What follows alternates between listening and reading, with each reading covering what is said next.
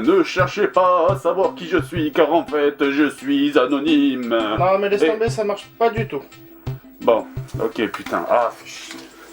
Bon, sérieusement, on rigole, mais en fait, si ça continue, on va pas rigoler longtemps, croyez-moi. Et en fait, si on est là aujourd'hui pour faire une vidéo tous en commun, c'est pour vous parler d'un sujet qui craint vraiment. Et oui, peut-être en avez-vous déjà entendu parler. Ou pas, car il semble que cette loi n'intéresse pas beaucoup Monsieur Pujadas ou Monsieur Pernaut. Et pourtant, elle est importante, et l'ACTA est déjà aux portes du Parlement européen. Initialement, cette loi elle avait été faite pour lutter contre la contrefaçon, c'est louable, mais ça a été complètement dévoyé. De plus, aucun élu du peuple n'a été impliqué dans sa conception. Il faut dire que c'est normal, elle a été écrite sous la dictée d'intérêts privés qui s'accrochent à un modèle économique dépassé. Donc, le plus triste dans tout ça, c'est que personne n'en parle de l'ACTA. Je veux dire, bon, moi je suis pas trop les informations, mais en ce moment, je sais pas, on parle de cette espèce de concours people, là, des élections présidentielles, je crois que ça s'appelle.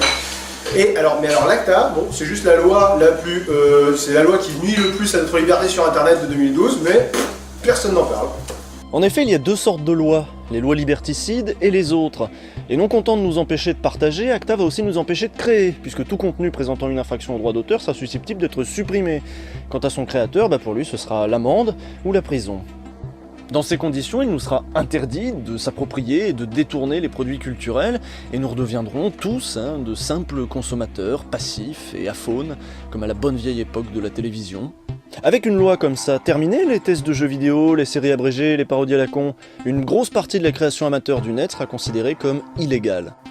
Bah ouais, braquage, viol, 5 ans. Et toi? Moi je fais des vidéos sur internet et des fois j'utilise des musiques dont j'ai pas les droits. Putain, malade, tu me dégoûtes. Alors que peut-on faire? Aujourd'hui, des associations défendent vos droits et font pression sur les politiques avec des moyens simples et puissants mis à votre disposition. Il s'agit de pétitions, d'emails à envoyer. Rapprochez-vous d'associations telles que avaz.org et la Quadrature du Net et agissez simplement pour préserver l'Internet de la censure qui veut lui être imposée. Est-ce que c'est utile? Oui. Par exemple, face au dernier rassemblement, l'Allemagne a fait machine arrière et a suspendu son vote sur le texte. Aux USA, la réaction massive des internautes a réussi à faire reculer les deux projets de loi américaines SOPA et PIPA qui, elles aussi, s'attaquaient à nos libertés individuelles. Alors, si vous ne voulez pas qu'Internet devienne un supermarché géant et si vous n'avez pas envie que YouTube devienne une plateforme de vidéos composée uniquement de vidéos de chats, allez visiter les liens en dessous et informez-vous sur ce qu'est réellement la loi ACTA. Bah moi je suis d'accord avec eux. Les assurances AXA, c'est vraiment des margoulins. Mais ils parlent pas des assurances AXA, ils parlent du traité ACTA. Bah c'est des margoulins quand même. Nous, ACTA, c'est une loi qui va nous foutre à poil.